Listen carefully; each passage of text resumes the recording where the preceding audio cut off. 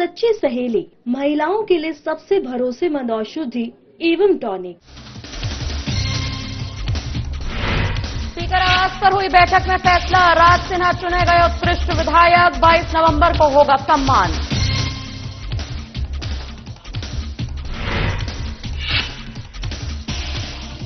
योग गुरु बाबा रामदेव का देवघर दौरा, विश्व प्रसिद्ध बाबा बैद्यनाथ धाम मंदिर में की पूजा अर्चना, देश प्रदेश की समृद्धि की कामना की।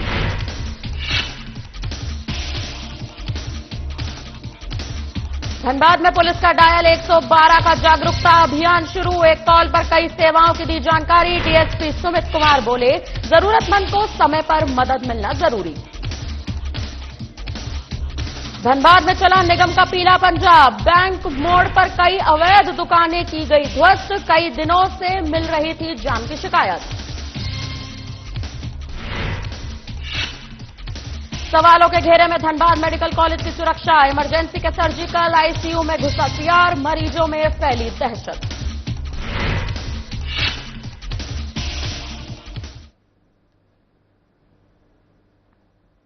नमस्कार, मैं आश्रुति वोरा, आप देख रहे हैं हमारा खास चैनल। शुरुआत करेंगे आज की तमाम बड़ी खबरों के साथ। शुरुआत करेंगे पहली खबर के साथ। झारखंड विधानसभा के 25वें स्थापना दिवस समारोह से पहले उत्कृष्ट विधायक के नाम का चयन कर लिया गया है। विधानसभा अध्यक्ष रविंद्रनाथ महतो की अध्यक्षता में स्पीकर आवास पर हुई बैठक में धनबाद के विधायक राज सिन्हा को इस सम्मान के लिए चुना गया। राज सिन्हा को 22 नवंबर को विधानसभा के स्थापना दिवस समारोह के दिन सम्मानित किया जाएगा। चयन समिति की इस बैठक में नेता प्रतिपक्ष बाबूलाल मरांडी, विधायक स्टीफन मरांडी, नवीन जायसवाल और रामचंद्र सिन्हा जैसे प्रमुख सदस्य मौजूद रहे।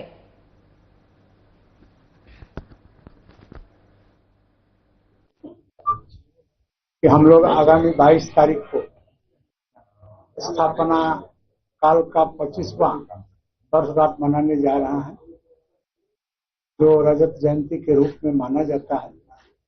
और आप सभी लोगों ने इस विषय को जानते हैं।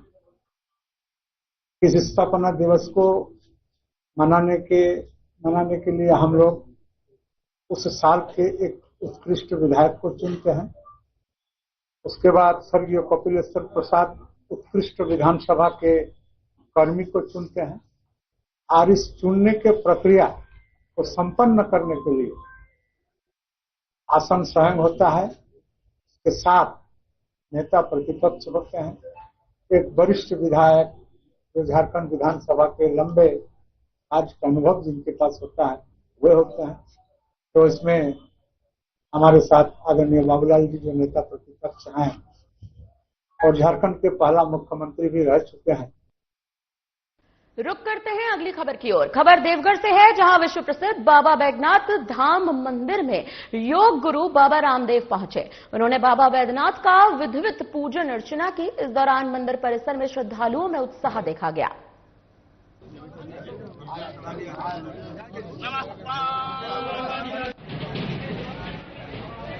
आपको बता दें कि अब लगातार इस खबर पर कई तरह के तमाम अपडेट्स जो हैं वो सामने आ रहे हैं। और जिस तरह से देवघर से ये खबर आ रही है, बैद्यनाथ धाम मंदिर में योग गुरु बाबा रामदेव पहुंचे हैं। श्रद्धालुओं का जमावड़ा साफ तौर पर देखने को मिल रहा है। मंदिर में बाबा रामदेव ने पूजा अर्चना भी की है।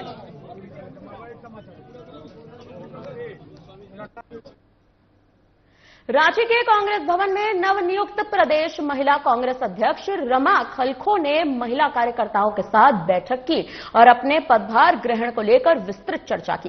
कार्यकर्ताओं संग बैठक के बाद नवनियुक्त प्रदेश महिला कांग्रेस अध्यक्ष रमा खलखो ने कहा कि महिला कांग्रेस की राष्ट्रीय अध्यक्ष अलका लांबा 30 नवंबर को रांची आएंगी, जिसके बाद 1 दिसंबर को पदभार ग्रहण का कार्यक्रम भी रखा गया है। साथ ही उन्होंने असक्रिय महिला सदस्यों से भी चर्चा की।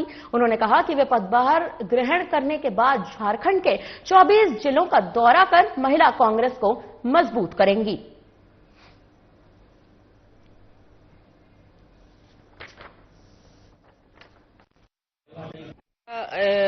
प्रदेश कांग्रेस कमेटी की ओर से जो मुझे राष्ट्रीय नेतृत्व की ओर से जो मुझे झारखंड प्रदेश कांग्रेस कमेटी की महिला अध्यक्ष के रूप में दिया गया है, तो उसका अभी तक पदभार नहीं हुआ है।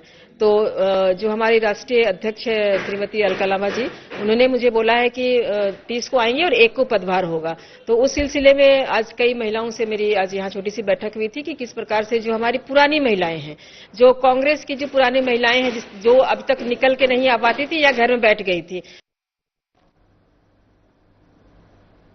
छत्तीसगढ़ में नक्सलियों के खिलाफ सुरक्षा बलों को मिली सफलता के बाद चतरा और सीमावर्ती क्षेत्रों में एंटी नक्सल अभियान को तेजी देने के लिए बोकारो रेंज के आईजी सुनील भास्कर और सीआईडी के आईजी असीम विक्रांत मिंज चतरा पहुंचे हैं। इस दौरान उन्होंने समाहरणा के सभा कक्ष में अधिकारियों के साथ समीक्षात्मक बैठकें की। बैठक में चतरा एसपी सुमित कुमार अग्रवाल और हजारीबाग के एसपी अंजना अंजान भी मौजूद रहे। इस दौरान आईजी सुनील भास्कर ने सीमावर्ती इलाकों में एंटी नक्सल अभियान तेज करने के साथ अफीम की खेती की रोकथाम को लेकर अभियान तेज करने की बात कही। सीआईडीओ के आईजी असीम विक्रांत मिंज ने मीडिया से बातचीत करते हुए कहा कि पिछले वर्ष अफीम की खेती के विनिष्टीकरण को लेकर बारिश के द्वारा चलाए गए स्पेशल ड्राइव में करीब 27,000 एकड़ में लगे अफीम की खेती को नष्ट किया गया। उन्होंने कहा कि आज से चतरा और हजारीबाग जिले के सीमावर्ती क्षेत्रों में अफीम की खेती विनिष्टीकरण को लेकर अभियान शुरू कर दिया गया है और अब इसका एकमात्र उद्देश्य चतरा और हजारीबाग जिले को नशे की जड़ से मुक्त करवाना है।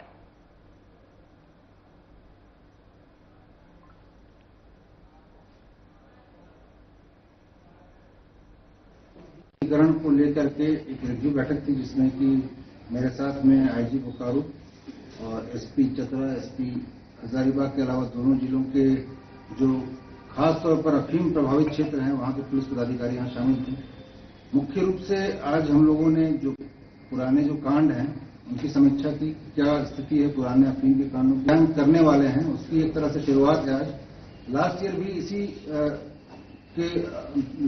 इसी के आसपास के समय में, लास्ट ईयर नवंबर के आसपास में हम लोगों ने चतरा से स्टार्ट किया था विनिष्टीकरण का अभियान, जिसमें डीजीपी सर और होम सेक्रेटरी मैडम चतरा आए हुए थे और उसके साथ हम लोगों ने जो विनिष्टीकरण का अभियान शुरू किया था उसका बहुत ही पॉजिटिव रिजल्ट आया था और पिछले एक साल में करीब 27,000 एकड़ रिकॉर्ड स्तर पे अवैध अफीम की खेती विनष्ट की गई थी। तो हमारा प्रयास है कि इस साल भी हम लोग उसी तरीके से, उसी सिंसियरिटी के साथ में खेती का विनिष्टीकरण करें, साथ ही साथ पिछले बार से बेहतर करें और जो भी प्रभावित इलाके हैं उस इलाके में ये मैसेज जाए कि हम लोग अब अफीम की खेती या एनडीपीएस के मामलों को लेकर के सरकार बिल्कुल जीरो टॉलरेंस की नीति पर कार्य कर रही है।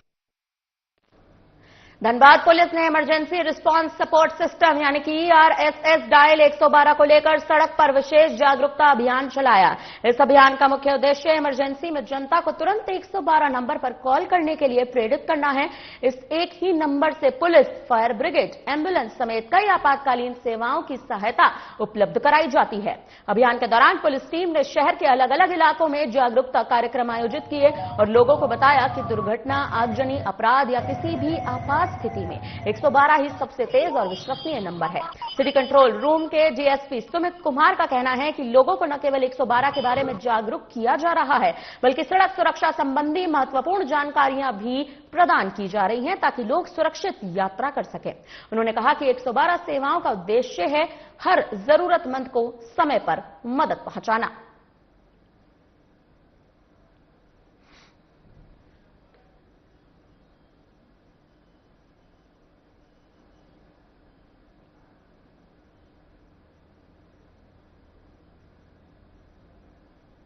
इनके रिस्पॉन्स सपोर्ट सिस्टम का पार्ट है और प्रणाली है। इससे कोई भी पब्लिक अपना शिकायत जो है लॉन्च करे और वो कॉल तुरंत कंट्रोल रूम को आती है, धनबाद पुलिस कंट्रोल रूम को, और तुरंत हमारे सिटी हॉक की टीम जो है इसको रिजॉल्व करने का काम करती है। कंप्लेनेंट तक पहुंच कर जो भी शिकायत उनका सुनती है और जो भी उसमें आवश्यक कार्रवाई है वो थाना स्तर पे हो या फिर अपने जो स्तर पे हो उसको करके शिकायतकर्ता को मतलब जो उनका शिकायत है उसको दूर।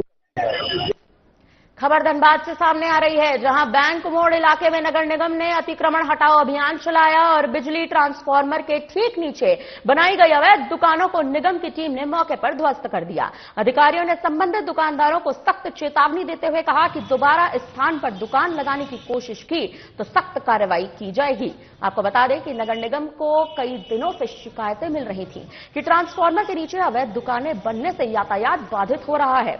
निगम अधिकारियों ने बताया कि ट्रांसफार्मर के नीचे दुकान चलाना गैरकानूनी के साथ साथ खतरनाक होता है। अधिकारियों ने स्पष्ट कहा कि शहर में ट्रैफिक समस्या बढ़ाने वाले किसी भी अवैध ढांचे को बख्शा नहीं जाएगा।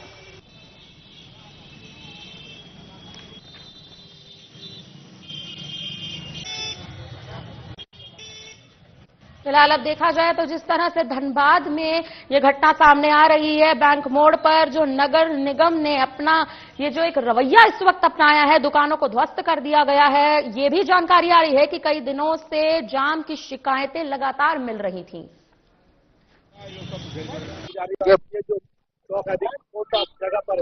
ये बैंक मोड़ जो है, ये आपका तिवारी गली के पास में मेन रोड है। ये यहाँ पे ट्रांसफार्मर के नीचे जो है चूल्हा जला करके और चाय दुकान जो है ट्रांसफार्मर के नीचे चलाया जा रहा था, जो कि रोड सेफ्टी और सड़क यातायात यहाँ पर भी जो है जाम की समस्या और रोड सेफ्टी को लेकर के, और जो चूल्हा जला रहा था जिसके चलते यहाँ पे जान माल की क्षति की संभावना थी, जिसको लेकर के यहाँ से जो है चूल्हा को हटाया गया यहाँ से।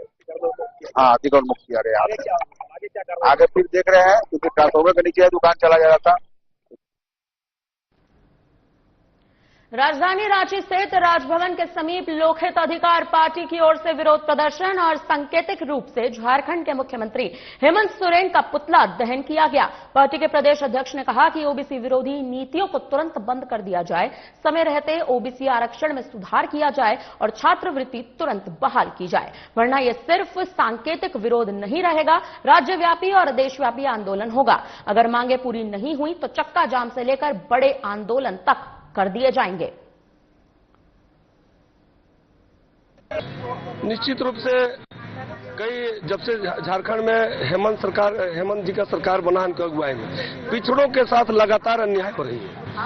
पहले 27% से 14% आरक्षण, जबकि हमारी आबादी सबसे बड़ी 54% की आबादी है पिछड़ा समाज का। अब उसके बाद जब हेमंत की सरकार बनी तो अब हमारा 7 जिलों में और कई जिलों में नगण्य, 7 जिलों में शून्य करा दिया गया। वर्तमान में अभी देख सकते हैं कि जो जिस मांग और मुद्दों के साथ आज हम लोग पुतला दहन का कार्यक्रम किए हैं कि ओबीसी समाज के जो बच्चे हैं, जो कॉलेज में पढ़ाई लिखाई कर रहे हैं, गरीब बच्चे हैं, उन लोगों का छात्रवृत्ति रोक दिया गया 6 महीना से।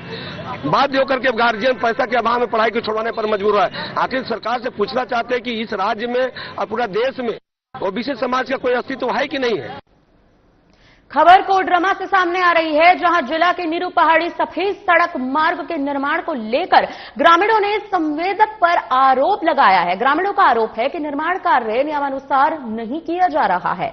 निर्माण कार्य में इस्तेमाल होने वाले मटेरियल में भारी लापरवाही बरती जा रही है। ग्रामीणों ने जिला प्रशासन से जांच की भी कड़ी मांग की है।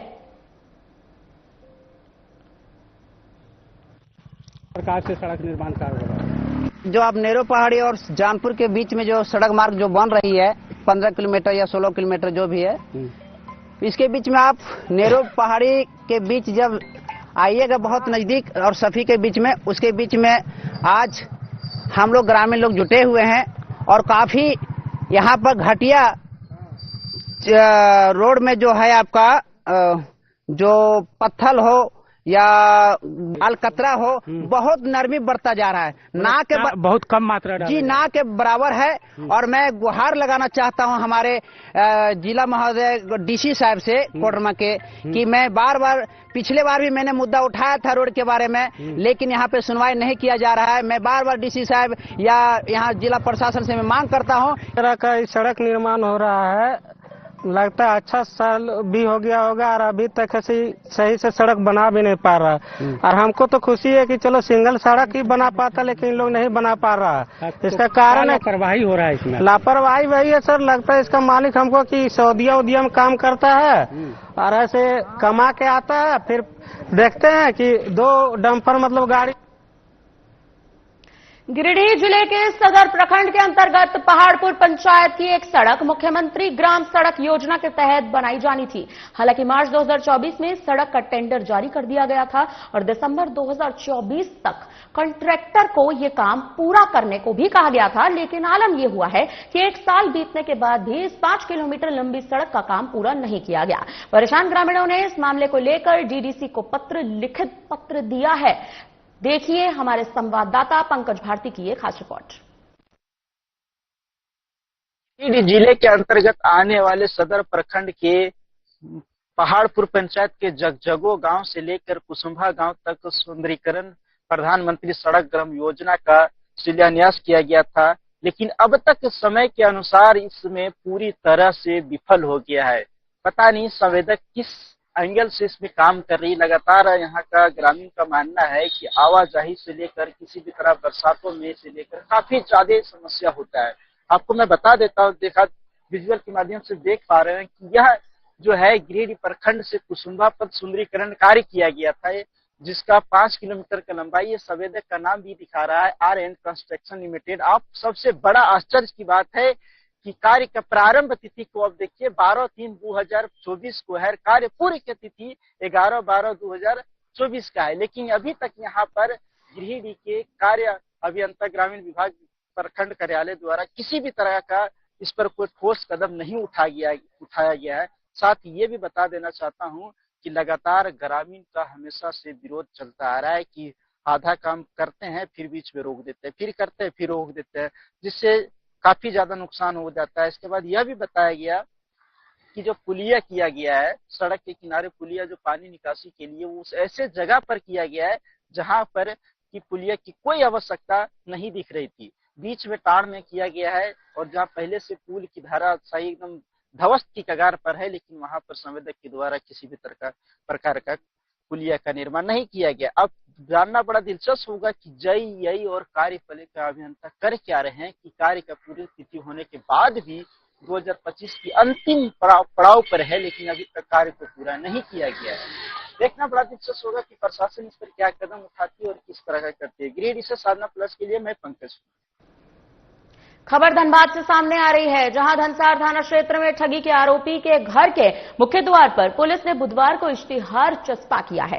बता दें कि जमीन और घर देने के नाम पर आरोपी ने लोगों से करीब 52 लाख रुपए की ठगी की, जिसके बाद से ही आरोपी फरार है। पुलिस का कहना है कि कोर्ट से पहले ही वारंट निर्गत हो चुका है, लेकिन आरोपी न्यायिक प्रक्रिया से बचता रहा। अगर अब भी आरोपी पेश नहीं हुआ तो अगला चरण कुर्की जब्ती का होगा। पीड़ित अमित कुमार के मुताबिक आरोपी के खिलाफ पहले भी कई शिकायतें दर्ज की गई हैं, जिनकी जांच लगातार चल रही है। किस तरह की ठगी आपके साथ की गई है? 58 लाख की ठगी किया है। जमीन और घर देने की बात हुई थी और जब से फरार चल रहा है। कब का मामला है? मामला 2024 का है। कौन है जो आपसे पैसा लिए? आशीष गुप्ता। क्या करते हैं? शेयर मार्केट में काम करता था और बोला था हमको जमीन और घर देना है, और उसके बाद हम लोग ये किए, पता किए तो घर जमीन पे लोन ली। कौन घर देने का बात किया? घर और जमीन बगल में है। घर यहाँ पे भी है और उसी का जस्ट बगल में जमीन भी है, वही देने के लिए बोला था। तो आज क्या कुछ कार्रवाई हुआ पुलिस का? मतलब PR 3 चिपका है। एक बार और पहले भी चिपका हुआ था तो वो कैंसिल करवाया था हाई कोर्ट से, फिर ना इस बार हम लोग करवाए थाना से, तो फिर से इस बार चिपका है। प्राथमिकी अभियुक्त हैं आशीष कुमार गुप्ता, उनके विरुद्ध में माननीय न्यायालय से इश्तिहार निकला है, उसी को आज तामीला करने के लिए आए थे। उनके विरुद्ध तामीला किया गया। वो 52 लाख के ठगी के आरोपित हैं। कौन सी जगह पर जगह का नाम क्या है? ये जगह का नाम है 72 भावतारणी पथ बिहाइंड बलवारी स्कूल, थाना धनसार, डिस्ट्रिक्ट धनबाद।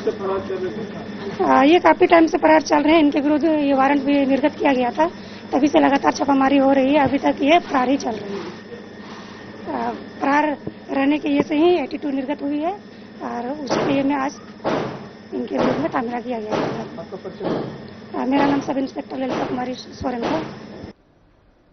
कोडरमा जिले के नगर पंचायत डोमचांच में बने शमशान घाट के सौंदर्यीकरण में अनियमितता बढ़ते जाने की बात सामने आई है। साफ सफाई, शौचालय तक की व्यवस्था नदारद है। आमजनों को शव के दाह संस्कार में परेशानी हो रही है, जिसे लेकर ग्रामीण सहित समाज सेवी बसंत मेहता एवं राजद प्रदेश महासचिव रोहित मेहता ने कहा कि मामले में जिला प्रशासन जांच कर जो अनियमितता, गड़बड़ियां हो रही हैं उसमें सुधार करे और इस पर पहल भी करे। हमारे कोडरमा जिला संवाददाता अंकु कुमार गोस्वामी ने इसका जायजा भी लिया। देखिए उनकी खास रिपोर्ट। अभी हम मौजूद हैं कोडरमा जिले के डोमचांच नगर पंचायत क्षेत्र के काली मंडा में। अभी तक आपने सुना होगा कि रोड, गली, नली में अनियमितता बरती जाती है, पर आपको हम बता रहे हैं कि शमशान घाट के सौंदर्यीकरण में भी अनियमितता बरती गई है। यहाँ कोडरमा के डोमचांच नगर पंचायत क्षेत्र का यह शमशान घाट का नजारा हम आपको दिखा रहे हैं। आपको बता दें कि यहाँ पे सौंदर्यीकरण के नाम पर लाखों रुपए खर्च हुई है, परंतु हम कैमरामैन से कहेंगे कि एक नजर उधर घुमा के दिखाए। यहाँ का हाल जो है, अभी भी लोगों को शवों जलाने के लिए काफी मशक्कत करनी पड़ती है। जो लोग यहाँ पे शमशान घाट पहुँचते हैं उन्हें लकड़ी पर ही शव को रखकर जलाना पड़ता है, चूंकि जो स्ट्रक्चर जो बनाया गया है यहाँ पे लोहा का, आप तस्वीरों में साफ तौर पर देख पा रहे होंगे, उन लोहा का स्ट्रक्चर जो बना है उस पर जिस प्रकार से लोगों का कहना है कि 8 क्विंटल से कम लकड़ियां के बिना वहां पे शव को जलाना संभव नहीं है। साथ ही आप साफ सफाई को लेकर दिखाएंगे कैमरामैन किस प्रकार से सफाई का को लेकर यहाँ पे जो है सो लापरवाही बरती गई है। पूरा शमशान में किस प्रकार से गंदगी पसरा हुआ है, नहीं बनी हुई है। इस साइड में सीढ़ी बना हुआ है कुछ भाग पर, परंतु सीढ़ियों पर किस प्रकार से गंदगी का अंबार लगा हुआ है यह स्पष्ट तौर पे तस्वीरों में देखा जा सकता है। बात करने के लिए समाज सेवी बसंत मेहता जी हैं और इनसे जानते हैं कि यहाँ पे जो शव जलाने के लिए जो लोग पहुँचते हैं उन्हें कितनी परेशानियों का सामना करना पड़ता है। क्या मानते हैं बसंत जी, यहाँ के जो नगर क्षेत्र है ये डोमचांच, क्या परेशानी होती है? कहूँगा सबसे पहले आपका चैनल का धन्यवाद। हम बताना चाहेंगे कि डोमचांच नगर पंचायत शमशान घाट पर हम लोग उपस्थित हैं, जहाँ पर अंतिम इंसान का अंतिम दर्शन यही होता है। बहुत दुख की बात है कि सुंदरीकरण के नाम पर यहाँ पर भारी लूट हुआ है। आप देख पा रहे हैं कि अभी भी आज भी शव जल रहा है, लेकिन यहाँ पर जो इंजीनियर के द्वारा जो स्ट्रक्चर बनाया गया है, दो का स्ट्रक्चर बनाया गया है, जबकि लोगों को शव जलाने वाला लोगों को मानना है कि 8 क्विंटल से लेकर के 1 टन के बीच में लकड़ियां रहने के बाद ही शव जलेगा। अगर उससे कम लकड़ी होने के बाद शव उस पर जो है नहीं जल पाएगा, जिसके मजबूरन लोग उसका उपयोग नहीं करके अगल बगल में किसी तरह से लोग शव जलाते हैं। आप अभी भी देख पा रहे हैं कि आप देख रहे हैं जो नदी जो समय बहा हुआ पानी देख रहे हैं, ये कितना पूरी लकड़ी जो नदी में डाला गया है। सिर्फ उसका यही कारण है कि जो स्ट्रक्चर जो नहीं बनाया गया उसके कारण से लकड़ियां अगल बगल से जला करके लोग फेंक देते हैं। सफाई क्या रहती है? दूसरी बात है कि आप देख रहे हैं आपके बीच में साफ सफाई के ना के बराबर है। एक चापाकल है जो संचालन का टंकी लगा हुआ है, वो भी नथिंग है, वो भी नहीं चल रहा है। चापाकल भी खराब है और यहाँ बहुत दुख की बात है कि जो लोग आते हैं उसको सुविधा के लिए पानी का आवश्यकता पड़ता है शव जलाने में। वैसे स्थिति में हम लोग जब नीचे उतरते हैं तो सीढ़ी जो बना हुआ है उस पर अच्छी से लोग उतर चढ़ नहीं पाएंगे। हम मांग करते जिला प्रशासन से जिस तरह का बंदरबाट हुआ है, हम पुनः इंजीनियर पर और संबंधित जो भी ठेकेदार होंगे और संबंधित जो भी प्रतिनिधि होंगे सभी पर कार्रवाई होनी चाहिए। अब पुनः एक मेरा मांग है, पहली बात है कि कोई भी टेंडर होता है तो उसका जेई इंजीनियर उसको तो पहले अपना बताना चाहिए कि किस हिसाब से आपको काम करना है। मान के चलिए अभी जो स्टैंड बना हुआ है बॉडी जलाने का, उसमें देखिए कि 10 क्विंटल लकड़ी लगेगा, एक बार में 4 गो बॉडी जलेगा। इस हिसाब से जेई इंजीनियर को टेंडर कैसे दिया, पास कैसे कर दिया? इसमें जो पहले अच्छा तरीके से सुविधा होना चाहिए कि 2 क्विंटल में बॉडी जल जाए, उस हिसाब से स्ट्रक्चर को बनाना चाहिए। उसके बाद मैं बताता हूँ कि पानी का सुविधा नहीं है और सबसे बड़ी बात है कि बाउंड्री वाल वगैरह जो किया गया है वो भी अच्छे ढंग से हुआ नहीं है। कि नया टेक्नोलॉजी से बना था, हमको नहीं लगता कि नया टेक्नोलॉजी इससे बढ़िया पहले ही बेहतर था। रुकता ही नहीं है पानी तो 100% चारों दिशा से बॉडी पर अगर जलाएगा भी किसी तरह से तो वहाँ पहुँच ही जाना है। मतलब पूरा मिला करके वो जो है सुंदरीकरण के नाम पर काफी घोटाला हुआ है। मैं जिला प्रशासन से मांग करता हूँ इसका जांच पड़ताल हो और जो भी इसमें दोषी हो उस पर कार्रवाई हो।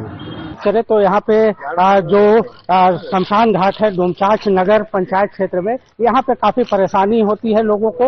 और साथ ही यहाँ पे दूसरी और हम दिखाने चाहेंगे, कैमरामैन से कहेंगे वो जूम करके दिखाए, वो यहाँ पे पानी टंकी यहाँ पे लगा हुआ है, व्यवस्था किया हुआ है, परंतु वो किसी काम का नहीं है, चूंकि लोग उसका उपयोग नहीं कर पा रहे हैं, उसका संचालन नहीं हो पा रहा है। ऐसे में जो समस्या है लोगों की, उसके समस्याओं का समाधान कब तक हो पाएगा? जिला प्रशासन इन तमाम जो अनियमितता बरती गई है शमशान घाट में सौंदर्यकरण के नाम पर, उस पर क्या एक्शन लेती है, यह आने वाला समय ही बताएगा। Sadhna plus news, Koderma, Anku Kumar Goswami.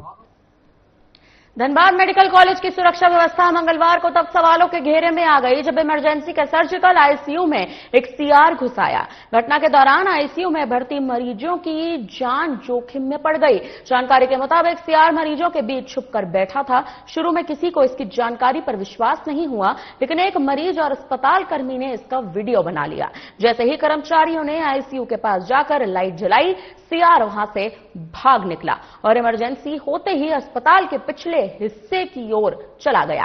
घटना सामने आते ही अस्पताल में भर्ती मरीजों और परिजनों में दहशत फैल गई। मरीजों का कहना है कि रात में इस तरह जंगली जानवरों का इमरजेंसी में घुसना बेहद खतरनाक है। तो वहीं अस्पताल में सुरक्षा के लिए गार्ड और पुलिस तैनात होने के बावजूद ऐसी घटना होने से प्रबंधन की तैयारी पर बड़ा सवाल उठता है। बता दें कि अस्पताल के पीछे पिछले कई वर्षों से दीवार टूटी हुई है। इसी रास्ते से जंगली जानवरों के आने की आशंकाएं जताई जा रही हैं। यहां स्थित छोटे तालाब के आसपास अक्सर सियारों की आवाजें सुनाई देती हैं। मरीजों ने यह भी बताया कि परिसर में कई जगह खाने पीने का कचरा फेंका जाता है, जिससे बाहरी जानवरों की आवाजाही बढ़ती है। अस्पताल प्रबंधन ने घटना को गंभीर बताते हुए जांच शुरू कर दी।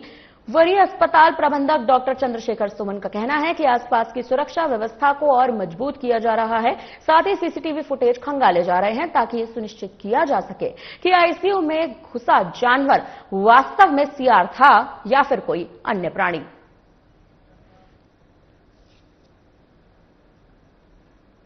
खबर देवघर से है, जहां परिसदन सभागार में राष्ट्रीय प्रेस दिवस के मौके पर एक विचार विमर्श सेमिनार का आयोजन किया गया। कार्यक्रम में देवघर के उपायुक्त नमन प्रियेश और जन सूचना पदाधिकारी राहुल भारती ने जिले के सभी पत्रकारों को सम्मानित किया। सेमिनार में मीडिया की भूमिका, बढ़ती भ्रामक सूचनाओं के बीच प्रेस की विश्वसनीयता का संरक्षण, जिम्मेदार पत्रकारिता तथा डिजिटल युग में सूचना के महत्व पर विस्तृत चर्चा की गई।